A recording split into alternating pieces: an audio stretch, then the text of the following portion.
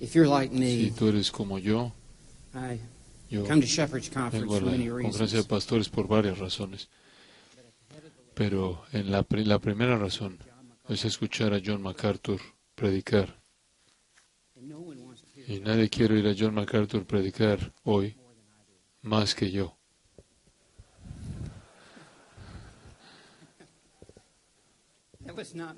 Eso no tenía la intención de que fuera de ser una broma. He estado viniendo a la conferencia de pastores desde 1983. Eso es hace 40 años atrás. Nos reuníamos ahí en la capilla que estaba a la mitad de capacidad. Y a lo largo de los años, estos últimos 40 años, ha habido una voz constante en mi vida espiritual. Esa voz es John MacArthur. Y oro porque Él puede estar con nosotros mañana. Y creo que 5% de John MacArthur vale más que todo el mundo evangélico juntos.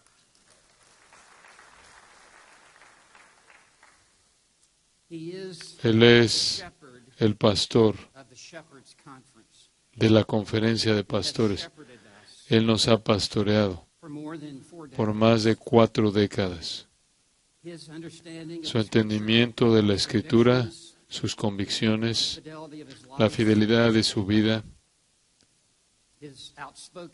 su apertura, su corazón de pastor, su voz profética ha sido realmente algo histórico para nosotros. Y sé que estamos congregados aquí porque Él ha sido realmente el ancla para nosotros. Entonces creo que debemos orar por John, que Dios le dé una recuperación rápida y que Él esté aquí, porque necesito oír, sea lo que sea que Él tiene que decir, más que cualquier hombre en este lugar. Entonces nadie puede llenar el púlpito en lugar de John MacArthur. Se necesitaría 40,000 hombres para tratar de llenar esa huella. Pero estoy muy agradecido por tener la oportunidad de predicarles el día de hoy. Entonces, por favor, conozcan mi corazón acerca de esto. Si pueden tomar su Biblia y acompañarme al libro de Romanos. Romanos, capítulo 9. Y hace varios meses atrás se me pidió que predicara acerca de Romanos, capítulo 9, un mensaje titulado La elección del remanente. Entonces, debo advertirles que esta va a ser un mensaje de clasificación R para reformado, que es una palabra código para referirse a la Biblia. Entonces, hoy vamos a estar entrando a fondo. Entonces, quiero comenzar leyendo en el versículo 10. Tengo 18 versículos que ver. Nunca he predicado 18 versículos de una epístola en mi vida. Entonces, vamos a ver cómo va esto. Voy a terminar cuando termine. Quiero comenzar leyendo en el versículo 10. Este monte Everest, de pasaje de la Escritura, que realmente es un texto de firma en la Biblia entera con el tema de la soberanía de Dios en la salvación. Esto se encuentra en el horizonte de Escritura inspirada, muchos otros pasajes que hablan de este tema. Pero este es la piedra angular para la doctrina de la elección soberana. Y conforme pensamos en el remanente, atando estas dos, la elección del remanente, este es nuestro enfoque hoy. Comenzando en el versículo 10, esta es la palabra de Dios. Y no solo esto, sino también cuando Rebeca concibió de uno de Isaac, nuestro padre, pues no habían aún nacido, no habían hecho aún ni bien ni mal, para que el propósito de Dios, conforme a la elección, permaneciese, no por las obras, sino por el que llama. Se le dijo, el mayor servirá al menor. Como está escrito, a Jacob amé, mas a Esaú aborrecí. ¿Qué pues diremos? ¿Que hay injusticia en Dios? En ninguna manera. Pues a Moisés dice, tendré misericordia del que yo tenga misericordia y me compadeceré del que yo me compadezca. Así que no depende del que quiere ni del que corre, sino de Dios que tiene misericordia. Porque la Escritura dice a Faraón, para esto mismo te he levantado, para mostrar en ti mi poder y para que mi nombre sea anunciado por toda la tierra. De manera que de quien quiere tiene misericordia, y al que quiere endurecer, endurece. Pero me dirás, ¿por qué pues inculpa? Porque ¿quién ha resistido a su voluntad? Mas antes, oh hombre, ¿quién eres tú para que alterques con Dios? Dirá el vaso de barro al que lo formó, ¿por qué me has hecho así? ¿O no tiene potestad el alfarero sobre el barro para hacer de la misma masa un vaso para honra y otro para deshonra?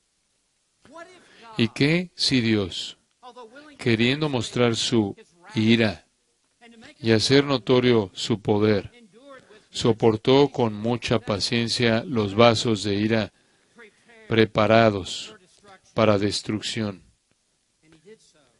y para hacer notorias las riquezas de su gloria? Las mostró para con los vasos de misericordia que Él preparó de antemano para gloria, a los cuales también ha llamado, esto es a nosotros, no solo de los judíos, sino también de los gentiles, como también en Oseas dice, llamaré pueblo mío al que no era mi pueblo, y a la no amada, amada. Y en el lugar donde se les dijo, vosotros no sois pueblo mío, allí serán llamados hijos del Dios viviente. También Isaías clama tocante a Israel. Si fuera el número de los hijos de Israel como la arena del mar, tan solo, aquí está, tan solo el remanente será salvo. En estos versículos y en este último versículo encontramos la palabra que es el tema para nuestra conferencia, es la palabra remanente. Un remanente se refiere a una porción pequeña de un todo más grande. Hoy, en una fábrica de alfombras, tiene una sección de remanentes ahí en la parte de atrás y contiene los restos, lo que queda, que están siendo vendidos a un descuento reducido y tienen poco valor para un comprador. No tienen mucho uso para alguien ahí, un remanente. Ya están en un estado de ser descartados. Están listos para ser desechados, porque parecen ser tan pequeños y tan insignificantes. En este pasaje, esto es exactamente como el apóstol Pablo presenta al pueblo de Dios. Sean judíos o gentiles, somos el remanente. Somos una fracción pequeña del todo. Y a los ojos del mundo somos las obras, somos lo que queda. Somos aquellos que tienen poco o ningún valor. Y así es como Jesús dijo que sería, que los muchos están en el camino ancho dirigidos a la destrucción.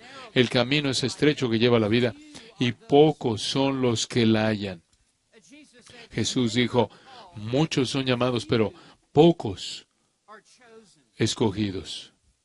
Y Jesús se refirió a sus discípulos como la manada pequeña. Entonces no nos sorprende abrir Romanos 9 y ver la palabra remanente aquí, porque siempre ha sido una porción pequeña de la población del mundo que Dios ha escogido desde antes de la fundación del mundo para que sea su pueblo. El remanente es lo que somos y es lo que Dios ha encomendado a nuestro cuidado para pastorearlos y guiarlos. Somos los escogidos de Dios, rechazados por el mundo, pero escogidos por Dios. Somos aquellos que somos pasados por alto por el mundo, pero preordenados por Dios. Somos aquellos que somos desconocidos por el mundo, sin embargo, preconocidos por Dios. Somos aquellos que somos perseguidos por el mundo, sin embargo, predestinados por Dios. Somos el remanente. El pequeño, los pocos, los insignificantes, sin embargo, preciados a los ojos de Dios. Martin Lloyd-Jones dijo, Dios siempre ha llevado a cabo su obra más grande mediante un remanente. Deshágase usted de la noción de los números. Spurgeon ha dicho, la mayoría siempre está mal. La mayoría nunca está con Cristo. La mayoría nunca está con Dios. Dios siempre ha escogido llevar a cabo su obra a través de su pequeño rebaño escogido. Y Dios nos ha colocado en iglesias y nos ha colocado en ministerios conforme vemos a nuestro alrededor y vemos el tamaño del mundo y los movimientos que se están llevando a cabo y vemos lo que es un nombre relativamente pequeño de personas que Dios nos ha encomendado. Que recordemos cuán preciados son para Dios porque son el remanente. Entonces, conforme vemos Romanos 9, queremos ver la elección del remanente.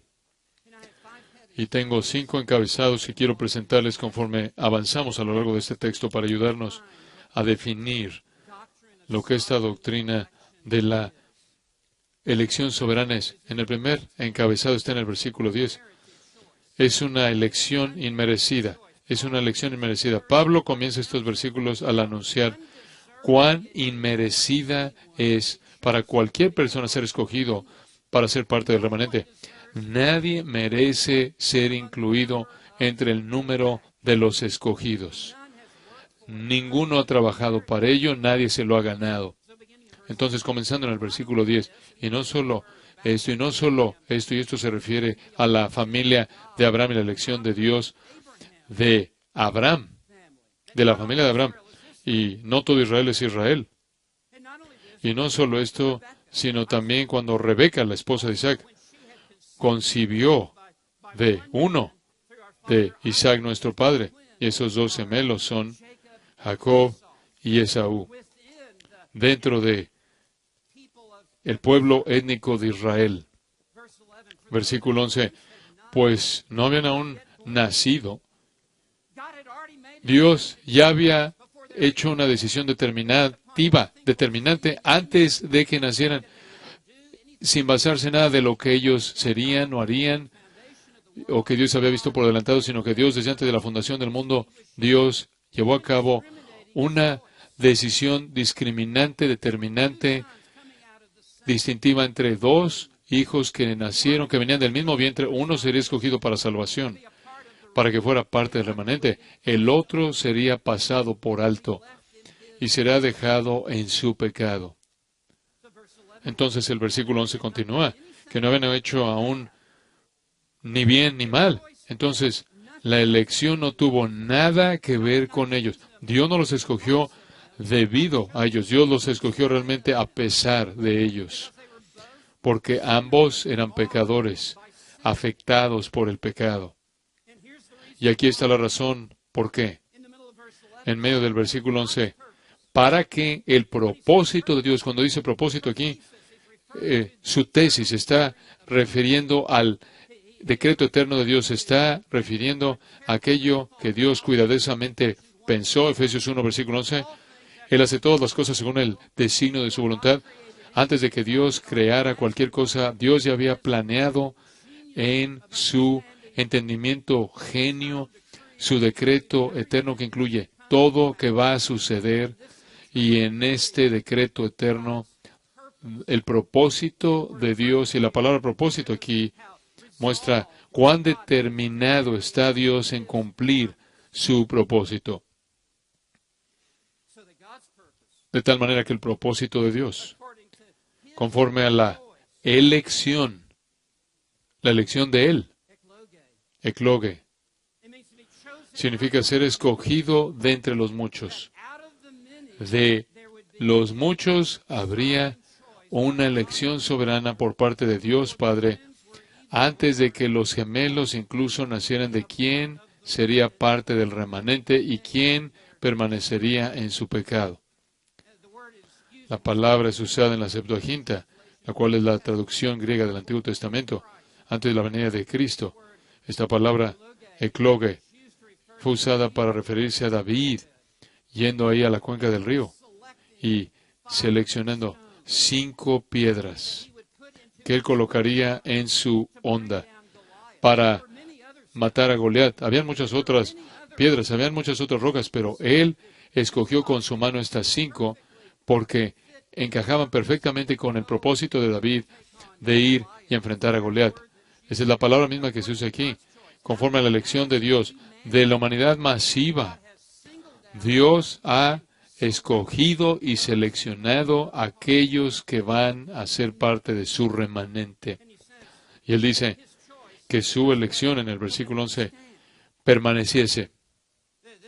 Eso significa que permaneciera fija, que fuera irrevocable, que sería inmutable, que sería inalterable, que una vez que la voluntad de Dios ha sido ejercida, no hay, plan B, no hay alteración del mismo, que permanecerá.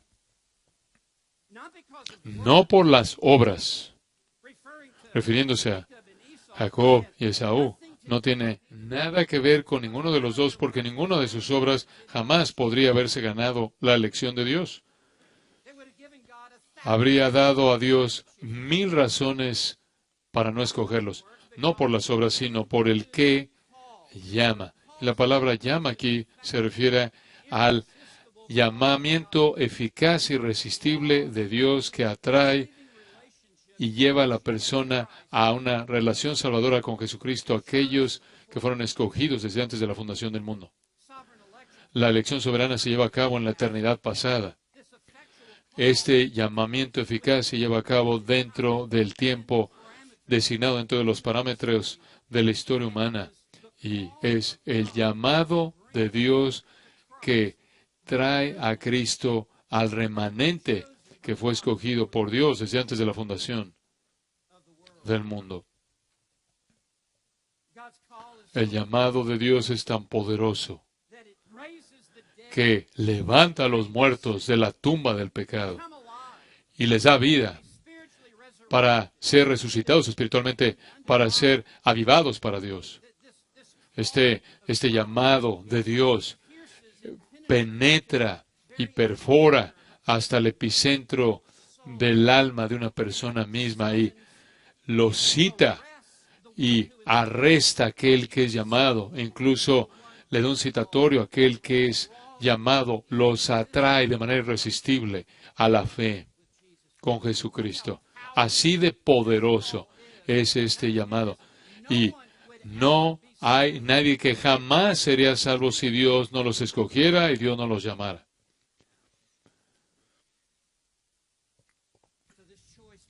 Para esta elección de Dios fue antes de que los gemelos nacieran. Efesios 1, versículo 4, Él nos escogió en Él, desde antes de la fundación del mundo, para que fuésemos santos y sin mancha delante de Él, en amor, habiéndonos predestinado para ser adoptados, hijos suyos. Spurgeon dijo, Dios debió haberme escogido desde antes del tiempo, porque Él nunca me habría escogido una vez que me viera en el tiempo. Entonces, si usted es creyente en Jesucristo el día de hoy, la razón por la que usted es un creyente es porque Dios soberanamente, de manera real, lo escogió usted antes de que comenzara el tiempo y lo llamó a usted a sí mismo en el momento predeterminado, y cuando Él lo llamó a usted, usted respondió. Y si Dios no llamó, nadie jamás sería salvo. Entonces, fue un llamado inmerecido, una elección inmerecida. En segundo lugar, es una elección inesperada. En los versículos 12 y 13. Al escoger a sus escogidos, el Señor con frecuencia toma las decisiones más inesperadas, lo mismo opuesto de lo que el mundo o el hombre habían escogido. Versículo 12, se le dijo a Rebeca, el mayor servirá al menor. Literalmente en el griego, el más grande va a servir al que es menos. Esto es totalmente inesperado. Esta es una cita de Génesis 25, versículo 23, lo cual en ese momento, cuando los gemelos nacieron, tradicionalmente el derecho de primogenitura iba para el primero que nacía, y el menor servía al mayor por el resto de su vida. Y habría estado en una posición subsidiaria, pero Dios aquí revierte el orden, y Dios pasa por alto al mayor y escoge al menor, y el más grande se va a volver el siervo del menor. Y ahora Él lo respalda en el versículo 13 al citar Malaquías 1, versículos 2 y 3. Como está escrito, a Jacob amé,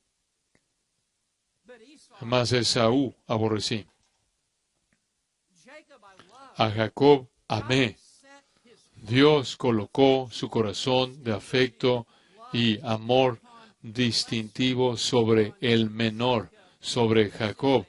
Y este es un amor especial, es un amor salvador, es un amor redentor. Hay un amor general que Dios tiene hacia toda la humanidad. Se llama gracia común. Porque Él hace que caiga lluvia sobre justos e injustos. Él permite que los incrédulos tengan matrimonio y coman y disfrutan de la belleza de la creación. Es una benevolencia general de Dios. Pero el amor salvador de Dios está reservado exclusivamente para el remanente. Está reservado de manera exclusiva para los elegidos. Y cuando dice a Jacob amé, eso significa que solo a Jacob, sobre él he colocado mi corazón, sobre él, para rescatarlo y para redimirlo de su pecado. Pero, por contraste fuerte, a Esaú aborrecí. Radicalmente diferente de lo que Dios tiene para Jacob. Con Esaú lo pasó por alto. Con Esaú es dejado a su pecado. Y él dice, cuando dice Esaú aborrecí, podría ser tomado como amar menos. De hecho, lo tomo como significa a Esaú lo detesté, a Esaú lo odié. Usted podría decir, ¿cómo es posible que Dios odiara a Esaú? Totalmente lo entiendo. ¿Cómo Dios podría odiar a Esaú?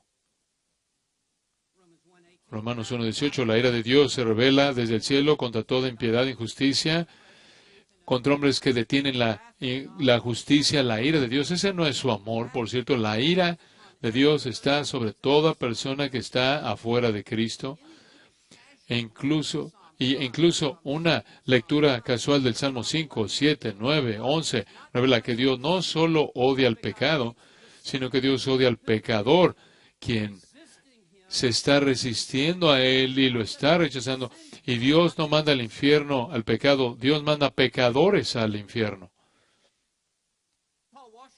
Paul Washer ha dicho, le he dado a Dios 1000 razones para que no me ame. Y eso es verdad para cada uno de nosotros. Sin embargo, Dios, desde adentro de sí mismo, ha escogido colocar su amor sobre aquellos que son indignos, que son inmerecedores, y es tan inesperado. Y la razón por la que Dios lo hace así es para que todos recordemos que es Dios quien es el soberano sobre nuestra salvación. Que esto no está siguiendo las líneas tradicionales o esferas lógicas de pensamiento, sino que Dios, por razones conocidas solo por Él mismo, va a escoger a quien Él quiere escoger y va a salvar a quien Él quiera salvar. Que la salvación es del Señor.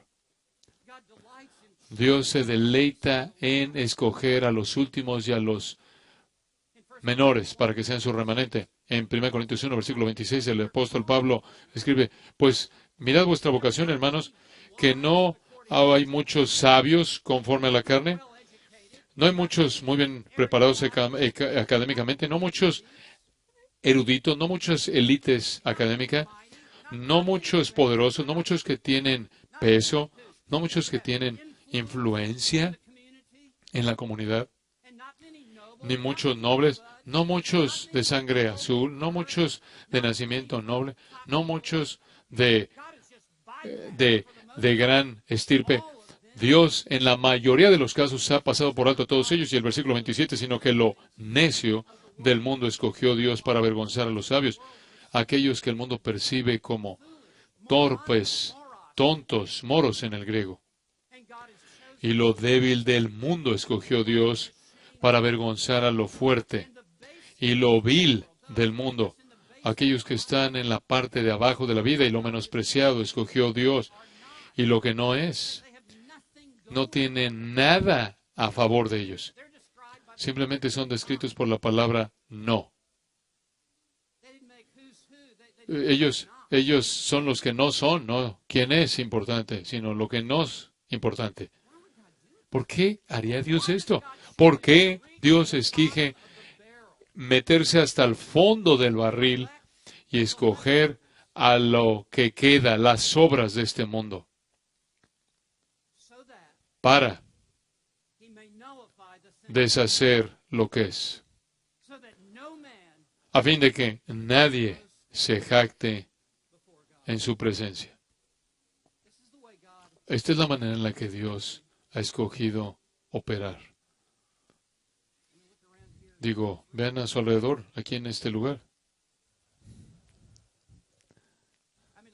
Digo, se ve como que acabamos de terminar ahí, impulsados por la marea. Esto no se ve exactamente como un consejo de directivo para alguna compañía de las más importantes, de 500 más importantes de Estados Unidos, pero Dios siempre ha escogido escoger soberanamente a un idólatra pagano que adoraba la luna para que fuera el padre de la nación de Israel. Dios ha escogido a un pequeño bebé en una canasta flotando sobre el Nilo para derribar a Faraón.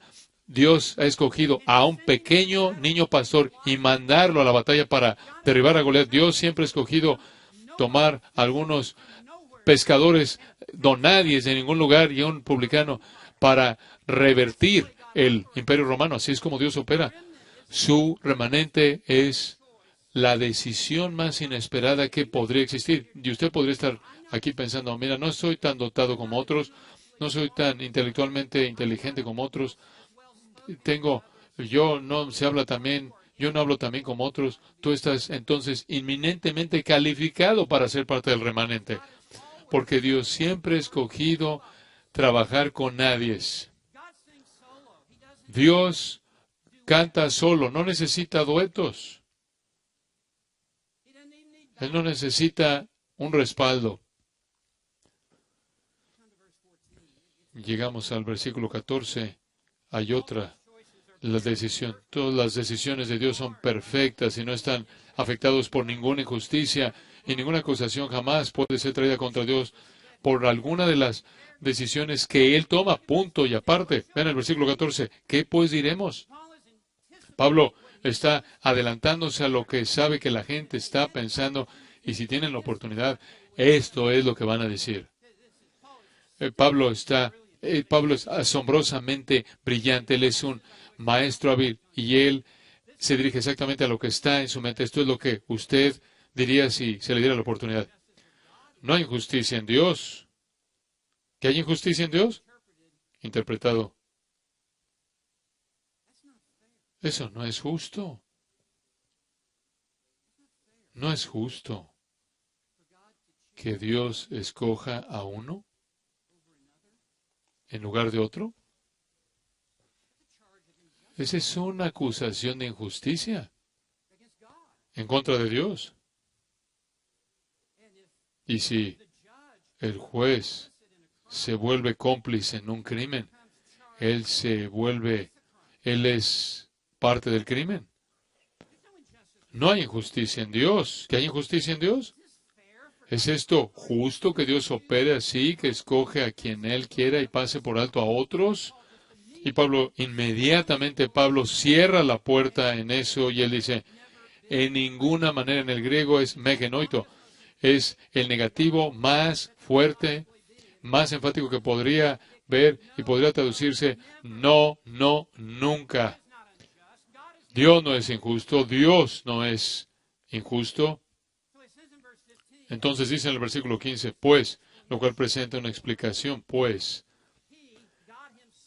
Dios mismo, entonces Pablo dice, voy a dejar que Dios mismo hable. Pues, a Moisés dice, y ahora él cita Éxodo 33, versículo 19. Pues a Moisés dice, Dios le dice a Moisés, en respuesta a que Moisés dijo, muéstrame tu gloria. En el versículo 18, esta es la gloria de Dios. Desplegar de manera brillante, de tal manera que Moisés se tiene que ir a escoger detrás de una roca, es sorprendente, está lleno, es refulgente la gloria de Dios, brillando.